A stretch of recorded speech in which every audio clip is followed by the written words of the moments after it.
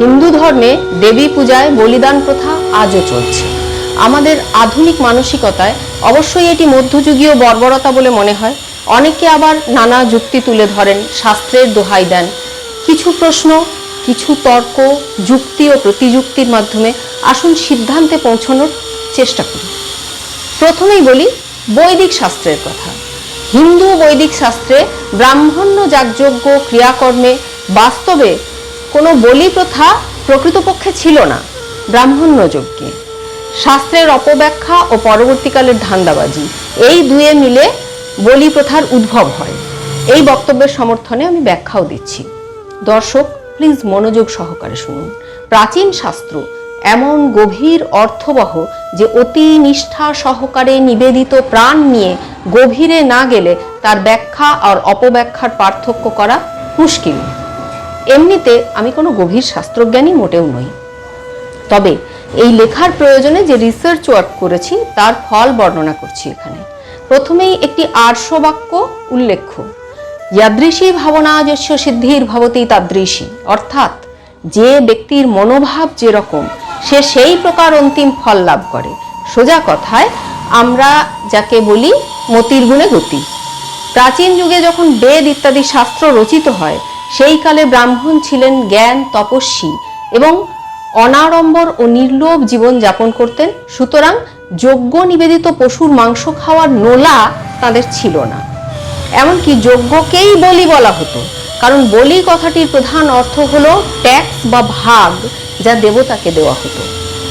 আর এখানে যজ্ঞ যিনি করতেন তার আত্মনিবেদনের প্রতীক ছিল এই যজ্ঞ পশুটি, অর্থাৎ বলি প্রতীকী।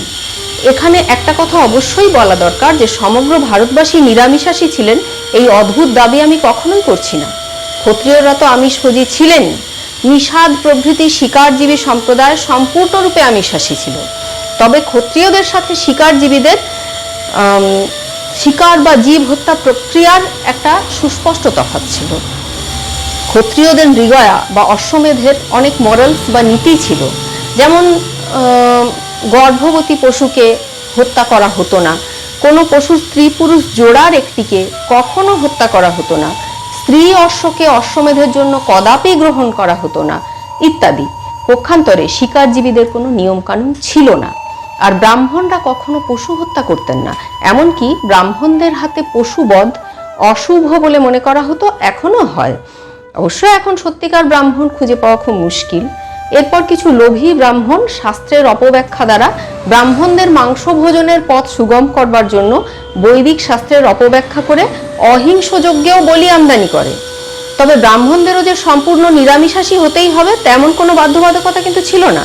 ব্রাহ্মণদের মধ্যে নিজেদের খাওয়ার জন্য পশু হত্যার প্রচলন ছিল না, বা বারণ ছিলও বলা যায়। অন্যের দ্বারা হত পশু মাংস বা প্রাকৃতিক বিপর্যয়ে নিহত পশুর মাংস গ্রহণ করা নিষিদ্ধ ছিল না। এমনকি পরবর্তীকালে মহাবীর গৌতম বুদ্ধ এই প্রক্রিয়াই অনুসরণ করতেন। বৌদ্ধদের মধ্যে তো হংস কুসুম অর্থাৎ হাঁসের ডিম খাওয়ার যথেষ্ট প্রচলন ছিল, এই তথ্য অভ্রান্তভাবেই পাওয়া যায়।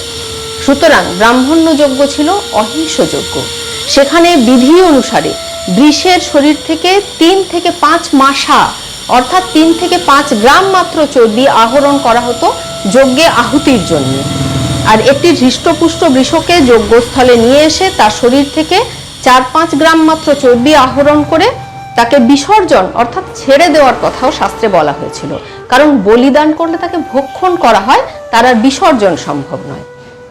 আর এই প্রক্রিয়ার প্রচলন আমরা আধুনিক যুগেও একসময় দেখেছি বৃষোৎসর্গের রূপে, যখন শ্রাদ্ধের পুণ্য কর্ম হিসেবে ধর্মের ষাঁড়কে ছেড়ে দেওয়া হতো। তাকে কেউ স্পর্শও করতো না, বরং আদর করে খেতে দিত। পাঁঠার ক্ষেত্রে অনুরূপ প্রথা ছিল এক সময়। আসলে এটা ছিল মানুষের রসনা সংযত করার প্রক্রিয়া, সেটাকে সুযোগ সন্ধানীরা নিজেদের মতো করে নিয়েছে। বলিদান প্রথা ছিল ক্ষত্রিয়ের অশ্বমেধ ইত্যাদি যজ্ঞে। ক্রমে ক্ষত্রিয়দের ক্ষমতা ও ঐশ্বর্য দেখে ব্রাহ্মণদের একাংশ লোভী হয়ে ওঠে। এই ঘটনা তখনকার, যখন ব্রাহ্মণ্য সত্ত্ব আর জন্মগত প্রবণতা নির্ভর না হয়ে বংশানুক্রমিক হয়ে যায়। সুতরাং তারা শাস্ত্রের অপব্যাখ্যার মাধ্যমে নিজেদের ভোগের পথ সুগম করতে থাকে। শাস্ত্রানুসারে কিন্তু মানুষও পশু, তাই আত্মপ্রতীক রূপে যজ্ঞকর্তা বা যজমান পশু বলি দিতেন, তার মূল প্রক্রিয়া ছিল পশুটিকে দেবত্র করে ছেড়ে দেওয়া। কিন্তু সেই পদ্ধতিকে নোলা তৃপ্তির মহা উপায় বানিয়ে মানুষ প্রমাণ করেছে যে মানুষেরাও আদতেই পশু। এ তো গেল বৈদিক যজ্ঞ পদ্ধতি, কিন্তু তান্ত্রিক প্রক্রিয়ার বলি, সে বিষয়েও কিছু বক্তব্য আছে।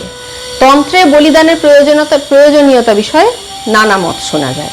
এরকমও জনৈক তান্ত্রিক সন্ন্যাসী বছর কয়েক আগে রীতিমতো ইউটিউবে বলেছিলেন, তান্ত্রিক বলি প্রধানত একটি সাইকোলজিক্যাল প্রক্রিয়া।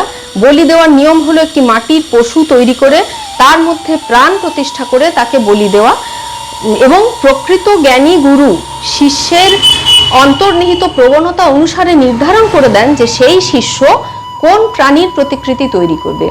এই ভিডিওটি সেই সময় ভাইরালও হয়েছিল, হয়তো অনেকেই দেখে থাকবেন। তবে অধিকাংশ তন্ত্র সাধক বলেন তন্ত্রে মা কালীকে প্রসাদ স্বরূপ মাংস দিতে হয়, তাও বলির মাংস। তারপর সেই মাংস সবাই প্রসাদ রূপে গ্রহণ করে।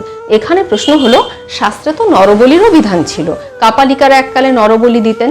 এমনকি মাত্র কয়েক বছর আগেও তারাপীঠে নরবলি সংক্রান্ত একটি কেলেঙ্কারি ধরা পড়ে। ওই ব্যক্তিটিকে সম্ভবত অ্যারেস্টও করা হয়েছিল, আমার খুব ক্লিয়ারলি মনে নেই তারপর কি ঘটেছিল, কিন্তু ঘটনাটা মনে আছে, অনেকেই পড়ে থাকবেন। আমি এর পরিপ্রেক্ষিতে বলতে চাই, শাস্ত্রে যা লেখা থাকবে তাই কি সব সময় গ্রহণীয়? সমাজ ব্যবস্থা পরিবর্তনের সাথে সাথে অনেক পুরাতন প্রথা বর্জনীয় হয়ে যায়, এ কথা কে না জানে? বলুন তো, শাস্ত্রে যে নিষ্ঠা ও ভক্তি সহকারে পূজা করা হতো সেই প্রকার পুজো এখন কে করে?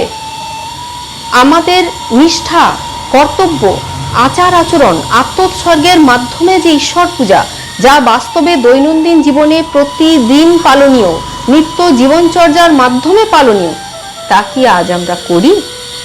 কিন্তু মানুষ এমনি নির্লজ্জ যে বড় গলা করে কোনো ইউটিউব চ্যানেলে প্রচার করা হচ্ছে যে 10-এর অধিক বলি দিলে সাত্ত্বিক পূজা, 10টি বলি দিলে রাজসিক পূজা, আর 5টি বলি দিলে নাকি তামসিক পূজা হয়, শাস্ত্রে বলা হয়েছে। মানে আবার হ্যাঁ, এটাও বলছে এই চ্যানেলে, এই কথাও বলা হয়েছে যে এই কারণে আজকাল মানুষ পুজোর ফল পায় না। মানে কি ভয়ঙ্কর কুসংস্কারের প্রচার! এত সোজা পুজো করা আর তার ফল পাওয়া! নিতান্তই ইনসেনসিটিভ হয়ে কয়েকটা অসহায় পশুকে ঘেচাং ঘেচাং করে মায়ের সামনে কেটে ফেললেই পুজোর ফল হবে? ভাই, তাহলে দেশ থেকে সব ডিপার্টমেন্ট তুলে দাও, শুধু পুজো ডিপার্টমেন্ট রেখে দাও, ব্যাস দেশ উদ্ধার হয়ে যাবে। বহিঃশত্রু আক্রমণ করবে না, পুজো, খাদ্যের অভাব হবে না, রোগ জ্বালা হবে না, সব পুজোয় হবে। এই জন্যেই, এই কুসংস্কারের জন্যেই আমাদের অধোগতি হয়েছিল, এই জন্যেই আমরা বিদেশি শত্রুর হাতে 1000 বছর ধরে পর্যুদস্ত হয়েছিলাম, এই কুসংস্কারের পাকে পড়ে। জনৈক পণ্ডিত শাস্ত্রজ্ঞানী ইউটিউবারকে এমন আশ্চর্য অ্যালিবাই দিতেও শুনেছি যে শাস্ত্রে নাকি বিধান আছে যে কেবল বলিদানকৃত প্রসাদী মাংস ছাড়া অন্য কোনো মাংস ভক্ষণ বিধেয় নয়, আর সমাজ যদি সে রীতি মেনে চলে তাহলে সমাজে জীবহিংসা কমে যাবে। শুধু দর্শক, একটু ভেবে বলুন তো, আজকের সমাজে কি এই বিধান মেনে চলা সম্ভব? আর দ্বিতীয়ত, এই বিধান কিন্তু কেবলমাত্র ভক্ত সাধকদের জন্যই বিধেয়, সর্বসাধারণের জন্য এই বিধান নয়। সুতরাং এই প্রক্রিয়ায় জীবহিংসা বাস্তবে কমানোর প্রস্তাব হাস্যকর ছাড়া কিছু নয়। আবার এরকমও বলতে শুনেছি যে কোনো তান্ত্রিককে যে বলির জন্য নির্ধারিত পশু নাকি নিজে নিজেই চলে আসে বলি চড়ার জন্য, তাহলে আবারও সেই নরবলির কথা তুলতে হয়।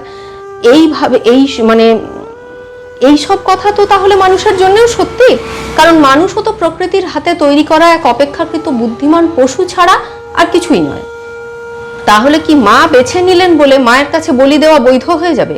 আর এতই যখন মা বেছে নিচ্ছেন, তখন আর ধরে বেঁধে বলি কেন দেবেন? মায়ের উপরেই ছেড়ে দিয়ে দেখুন না। কিন্তু না, সেটি হবে না, কারণ তাহলে তো নোলা তৃপ্তি হবে না। আবার এরকমও কুযুক্তি শুনেছি যে সমাজে অন্যায়ের প্রতিকার করার জন্য, দেশের সুরক্ষার জন্য কিছুটা জীব হিংসার দরকার আছে, তাই বলি প্রয়োজন।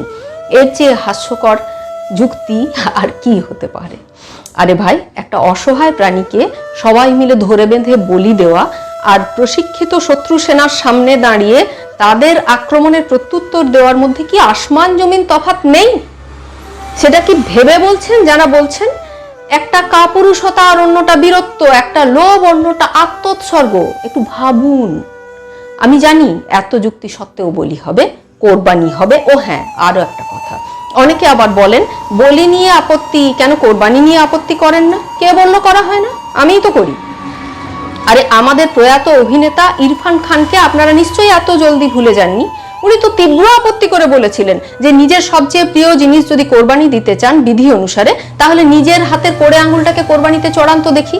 কিন্তু এই সব প্রতিবাদে কোনো ধর্মের কোনো ধান্দাবাজদের টনক নড়ে না। আমি এই যে প্রতিবাদ করছি তাতেও টনক নড়বে না। কিছু বিবেকবান মানুষ হয়তো ভাববেন, হয়তো মত পরিবর্তন করবেন, কিন্তু লোভীরা, কুসংস্কারগ্রস্তরা করবে না। ও হ্যাঁ, আরো একটা যুক্তি আছে তাদের, সেটা হলো রাস্তার ধারে যে পাঁঠার মাংস বিক্রি হয় সেটা তাহলে কেন হয়, অর্থাৎ ও যদি খারাপ কাজ করে তাহলে আমি কেন করব না।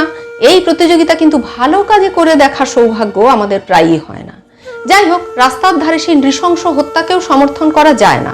মাংস যদি খেতেই হয়, যেটা মানুষের স্বাভাবিক প্রবণতা, তারও আছে নানা বিধান।